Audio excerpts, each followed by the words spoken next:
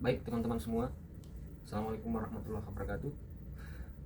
Pada kesempatan ini kita kembali akan menyimak di mana pada saat Bapak Anies Baswedan hadir di salah satu seminar, hadir sebagai narasumber. Kemudian juga hadir beberapa peserta yang di dalam tayangan video ini saya melihat pesertanya itu mayoritas dari pesantren mungkin ya. Nah, juga hadir salah seorang profesor, kemudian beliau ini juga salah satu rektor di kampus. Nah, menariknya di dalam acara seminar ini itu pada saat profesor ya atau bertanya kepada Bapak Anies Baswedan. Nah, pertanyaannya itu pada intinya terkait dengan amburadulnya atau rusaknya pendidikan kita yang ada di Indonesia. Menanggapi atau bagaimana Bapak Anies Baswedan menanggapi pertanyaan dari seorang profesor ini. Nah, sekarang kita saksikan.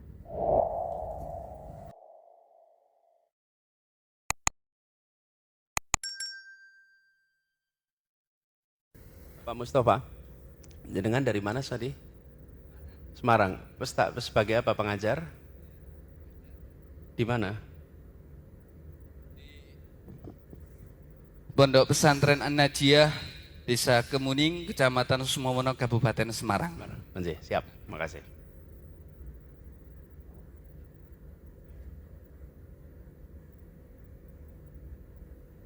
Oh, langsung tiga-tiganya sekalian. Oh ya, silahkan yang kedua. Bismillah, Assalamualaikum warahmatullahi wabarakatuh. Dua pertanyaan tapi mohon maaf di luar materi Pak Anies. Yang pertama, apa aktivitas Bapak sekarang dan rencana ke depan supaya bisa menjadi pemimpin Indonesia? Amin. Ya. Yang kedua, bagaimana tips Bapak legowo menerima takdir tidak jadi presiden dan di PHP-in calon gubernur Bapak? Jazakumullah khairan. Assalamualaikum warahmatullahi wabarakatuh. Namanya siapa? Rifai Al-Haq dari Solo Bapak. Baik, baik. Padahal sudah ada catatan kaki dari MTA, jangan nyenggol-nyenggol ke sana. Gitu ya. Tidak apa-apa, insya Allah Ustaz ya. Oke. Monggo, Ibu. Kami persilahkan tadi. Ada yang angkat tangan, silakan. Ya. Cek, cek. Assalamualaikum warahmatullahi wabarakatuh. Perkenalkan, nama saya Galuh Dwi Ardiana, biasa dipanggil Galuh. Ini alhamdulillah akhirnya bisa ketemu Pak Anies setelah sekian lama saya hanya melihat di sosmed Bapak. Saya pengikut setia Bapak, Pak, dari Instagram. Jadi gini Pak Anies, dari beberapa penjelasan jenengan yang terkait 3 unsur dasar dan 3 unsur pendukung, yang terutama di bagian akhlak, kedua literasi, yang ketiga kompetensi dan kemampuan kolaborasi, selanjutnya kepemimpinan, dan yang terakhir jaringan internasional. Saya ingin menanyakan terkait titik di kepemimpinan ini Pak Anies. Jujur, saya sendiri masih dalam tahap belajar mengenai kepemimpinan, apalagi untuk mengelola suatu kelas. Nah, karena saya sendiri juga masih belajar dan juga kadang masih kagok dengan adanya kepemimpinan itu sendiri. Yang saya ingin tanyakan Pak Anies lebih ke nasihat jenengan mawon terkait tips dan triknya agar seorang guru bisa mengelola kelas dan juga memimpin jalannya suatu pembelajaran kepada anak-anaknya, supaya anak-anak siswa-siswanya atau mungkin santri-santrinya yang ada di pondok pesantren itu bisa mengikuti pembelajaran dari asatid atau asatidzah dengan baik. Itu saja dari saya Pak Anies. Assalamualaikum warahmatullahi wabarakatuh. Salam. Makasih. Cukup ya, ada lagi? Udah. Cukup. Nih, cukup.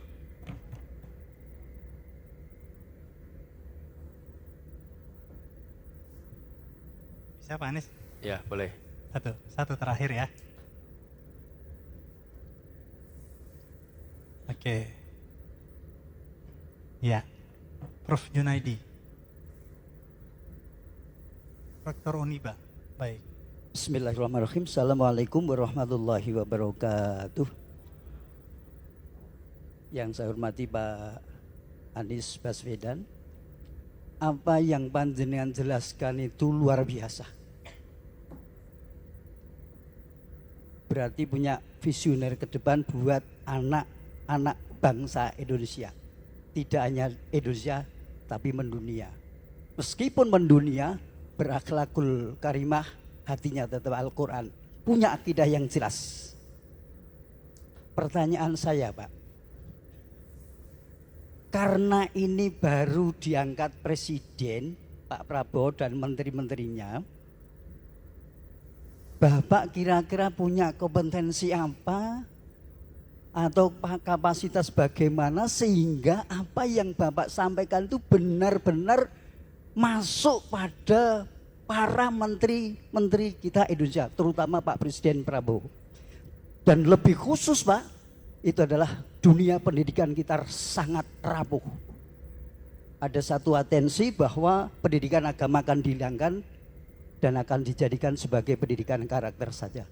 Bagaimana konsep Bapak, partisipasi Bapak, mumpung Bapak itu ada yang dekat ke Jakarta, kami tidak bisa apa-apa. Mohon sampaikan Pak pengertiannya. Matur suwun, nama saya Amir Junaidi. Pak Amir Junaidi. Profesor Amir Junaidi, Rektor Uniba.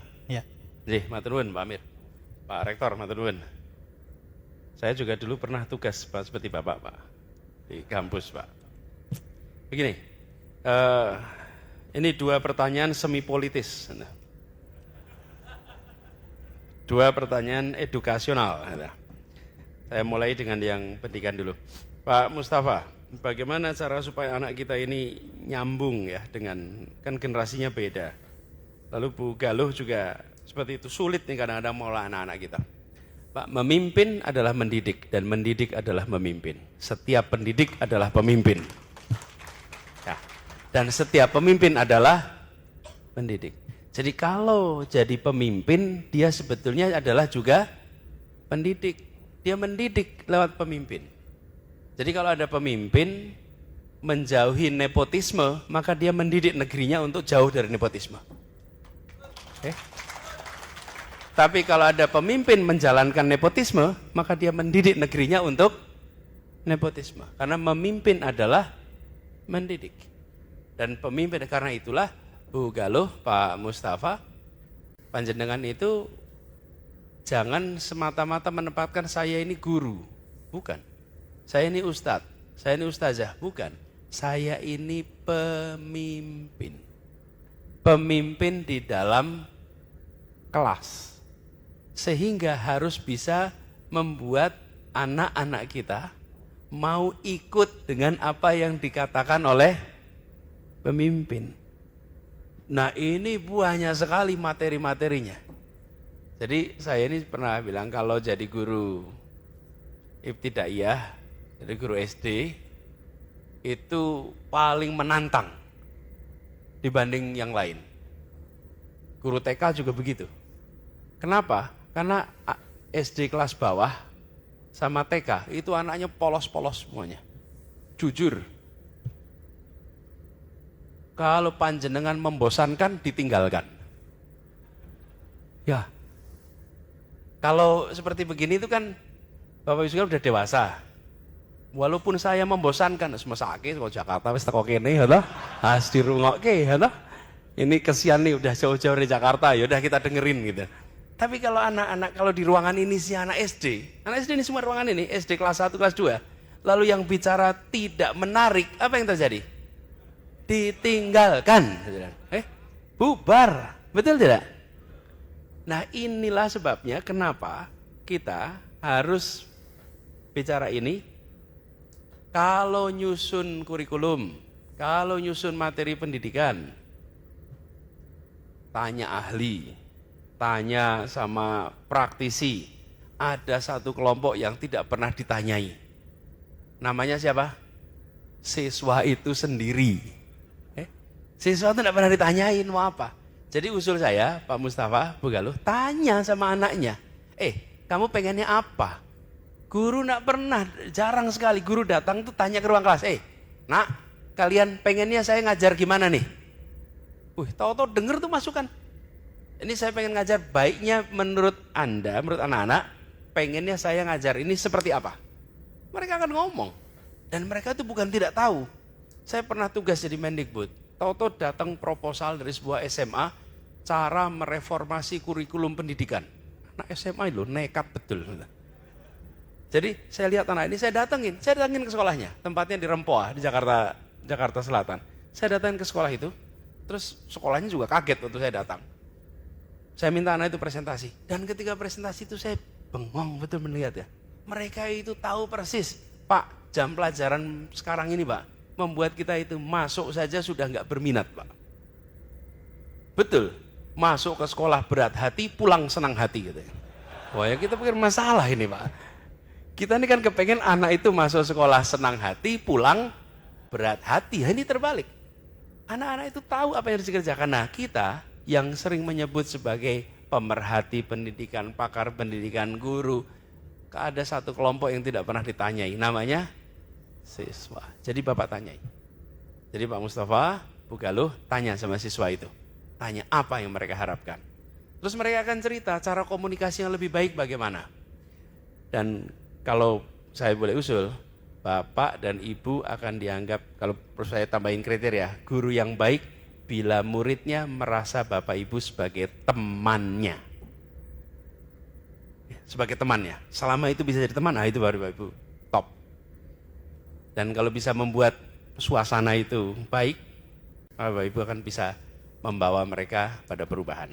Gitu ya. Yang kedua, Pak Rifai, apa rencana berikutnya? Atau apa rencana Bapak sekarang? Rencana Bapak saya sekarang menyelesaikan ceramah di MTA. Itu rencana sekarang ini. Ini yang paling awal ya, harus beres nih. Mana Pak Rifai tadi, Pak Rifai mana? Oh ini Pak Rifai. Ini ya. Jadi kita begini, sekalian. Dalam perjuangan perubahan kemarin kita tahulah apa yang terjadi pada peristiwa kemarin. Itu harus dikoreksi. Dan kita harus berjuang, jangan sampai peristiwa-peristiwa keanehan pemilu itu berulang lagi. Karena kalau pemilu itu berulang lagi, kejadian-kejadian itu maka rusak negeri ini. Rusak negeri ini. Saya tadi di UNS saya sampaikan ada 3 ciri kalau kita mau matikan demokrasi. 3 ciri. 1, wasitnya dikendalikan. 2, lawannya disingkirkan. 3, aturannya diubah. Kalau 3 itu ada maka demokrasi akan mati. Lah mau pertandingan kok disingkirkan dulu sebelum bertanding. Itu nomor 2 tuh. Nomor 1 adalah wasit dikendalikan. Ini tidak boleh terjadi. Jadi saya merasa kita berjuang terus Pak. Allah belum takdirkan untuk kemarin kita diantarkan pada keberhasilan, tapi bukan berarti kita berhenti untuk berjuang. Dan ini juga masalah legowo, kita harus ikhlas saja Pak jalan ini nih. Kami menjalani sebagai sebuah ikhtiar untuk melakukan perubahan. Kami kemarin sampaikan, bila kemenangan itu diantarkan kepada kita, maka memang Allah berikan kita kesempatan. Tapi bila tidak diantarkan kemenangan itu, maka Allah sedang melindungi kita. Karena kita tidak tahu apa yang akan terjadi bila kita memaksakan. Nah, jadi saya menjalani itu. Dan soal partai, ini partai itu bukan PHP Pak sebetulnya. PHP itu apa sih tadi kepanjangannya Pak? Pemberi harapan, bukan. Jadi sebenarnya bukan PHP. Kalau PHP itu keputusannya ada di partai. Yang terjadi adalah semua dalam tekanan. Dan dalam tekanan inilah yang tidak sehat. Ini yang harus kita hindari. Jadi, saya usul pada anak-anak kita ditumbuhkan juga, jangan ditumbuhkan takut dengan wilayah politik. Dulu Pak Rektor, saya di kampus Pak Rektor sering tanya sama mahasiswa, nanti kalau sudah lulus Mau apa? Pernah saya ketemu banyak mahasiswa yang bilang, kalau lulus saya mau bisnis Pak. Terus saya tanya, kenapa nggak masuk, nggak ingat politik gitu? Oh saya nggak minat Pak politik. Kenapa nggak minat politik? Karena politik itu kotor Pak. Jadi pertanyaan saya, kalau bisnis bersih ya? Iya, kotor dan bersih itu bukan sektor. Kotor dan bersih itu cara menjalankan dalam tiap sektor. Dan itu yang harus dikembalikan. Jadi kita membutuhkan lebih banyak lagi anak-anak kita nanti berada di wilayah ini. Jadi kita berjuang terus Pak, insya Allah ke depan akan bikin organisasi, perhimpunan supaya kita bisa mengerjakan banyak hal bersama-sama untuk perubahan Indonesia kita ya. Insya Allah. Pak Amir, tadi bagaimana gagasan-gagasan ini bisa masuk ke pemerintahan? Ya, pemerintahan yang sekarang. Ya, mudah-mudahan nanti diberikan kelonggaran hati Pak mereka untuk kalau bicara gagasannya sebenarnya banyak gagasan di sini yang bisa disampaikan. Hanya membutuhkan keterbukaan politik untuk itu. Tapi begini Pak, diadopsi atau pemerintah apa tidak soal lain. Yang penting sekarang kita di sini, mari kita sama-sama persiapkan anak-anak kita untuk bisa memenangkan pertandingan ke depan. Jadi tadi Ustadz Syihab sudah menggarisbawahi, yuk kita siapkan sama-sama. Bapak sekalian, perjuangan ini akan perlu waktu. Di dunia ini ada pertemuan ekonomi namanya World Economic Forum, WEF, World Economic Forum. World Economic Forum itu dilakukan setiap bulan Januari, lokasinya di Davos. Di situ berkumpul pimpinan-pimpinan dari seluruh dunia dan berkumpul juga pimpinan politik, pimpinan usaha. Namanya World Economic Forum. Setiap bulan Januari. Namanya Davos. Ada juga namanya World Education Forum. Ketemunya tiap apa? Ada yang tahu? Tiap bulan Februari. Bapak Ibu, pertemuannya tiap 15 tahun sekali. Oke, tuh diingat-ingat. Kalau pertemuan ekonomi itu setiap tahun sekali, kalau pertemuan dunia untuk pendidikan setiap 15 tahun. Kenapa? Karena kalau keputusan ekonomi disepakati tahun ini trennya akan begini, maka semua bisa melakukan. Kebijakan fiskal dibuat, kebijakan moneter dibuat, perusahaan membuat, semua bisa mengerjakan. Tahun depan langsung ketemu lagi. Tapi kalau pendidikan tidak bisa. Pendidikan itu 2015, itu World Education Forum. Sebelumnya tahun 2000, sebelumnya tahun 85, sebelumnya tahun 70. Jadi 70, 85, 2000, 2015. 70.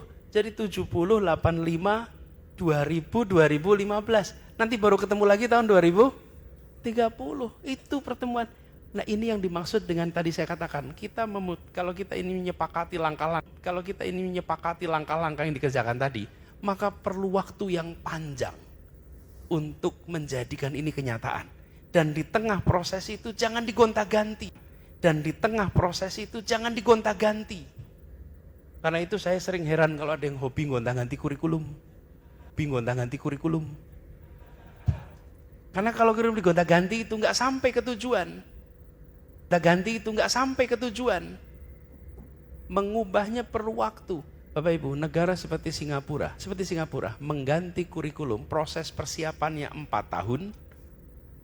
4 tahun, penyusunannya 2 tahun, implementasinya 6 tahun, baru selesai. 4 tahun persiapan, 2 tahun penyusunan, 6 tahun implementasi. Dan ketika implementasi, SD nggak langsung kelas 2, kelas 3, dimulai dengan SD kelas 1, kelas 2, kelas 3 masih pakai kurikulum lama. Baru setelah 6 tahun, seluruh SD itu pakai kurikulum baru. Tidak main-main. Nah, tapi kita itu kepengennya kalau mengerjakan sesuatu selesainya hari ini juga tidak bisa. Nah, jadi saya usul dikerjakan pemerintah baik, Pak Amir. Tapi insya Allah kalau ini dikerjakan sama-sama lewat forum Mahid dan Madaris Quran ini, insya Allah nanti jangkauannya akan tidak kalah luasnya dengan yang dikerjakan oleh pemerintah. Jadi lewat Formakim, pesantren-pesantren kita, madrasah-madrasah kita, sekolah-sekolah kita, yuk kita kerjakan saja. Jangan bergantung semata-mata oleh pemerintah. Nah, dengan begitu nanti, apalagi ini di Solo. Solo ini kan sejarah perjuangan kita itu luar biasa di sini. Betul ya Mas? Tadi saya baca ada Syarikat Dagang Santri.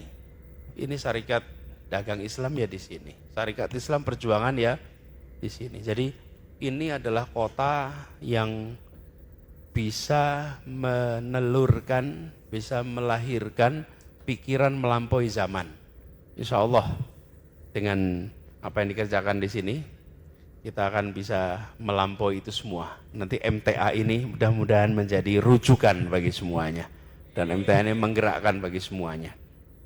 Mungkin itu ya, mudah-mudahan sudah menjawab semua pertanyaan, semua komentar, dan saling mendoakan. Tadi disampaikan juga oleh Ustadz Syihab maupun Ustadz Khalid, ini adalah perjumpaan pertama di MTA, tapi kita sama-sama berdoa, insya Allah ini bukan perjumpaan yang terakhir. Insya Allah nanti kita bisa terus melanjutkan silaturahmi di waktu yang akan datang. Demikian, terima kasih. Assalamualaikum warahmatullahi wabarakatuh.